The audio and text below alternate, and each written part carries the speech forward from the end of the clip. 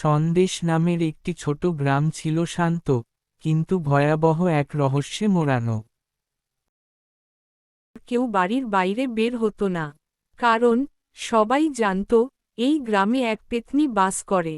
অনেকেই বলতো কে যেন মাঝরাতে কাঁদে, কেউ আবার দেখেছে এক সাদা ছায়া বটগাছের পাশে হেঁটে বেড়াচ্ছে। ভয় ছিল এতটাই, গ্রামের মানুষ সন্ধ্যা নামলেই ঘরের দরজা বন্ধ করে বসে থাকত।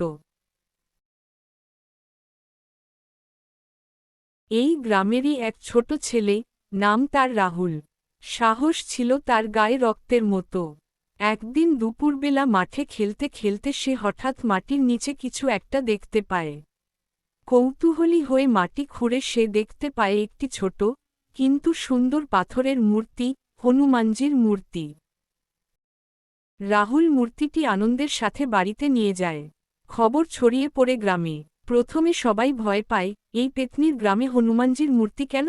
কিন্তু গ্রামের এক বুড়ো লোক বলেন, এটা কোনো সাধারণ মূর্তি নয়, এটা আশীর্বাদ। হনুমানজির আশীর্বাদে অপদেবতা দূর হয়। তখন গ্রামের সবাই একসাথে হনুমানজির পূজা শুরু করে।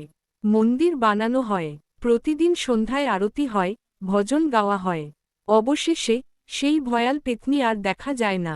রাতে কান্নার আওয়াজ বন্ধ হয়, মানুষ আবার সন্ধ্যার পর বাইরে বেরোতে শুরু করে। कंचन बरन विराज सुबेसा, कानन कुंडल कुंचित केसा, हाथ वज्र और ध्वजा विराजे।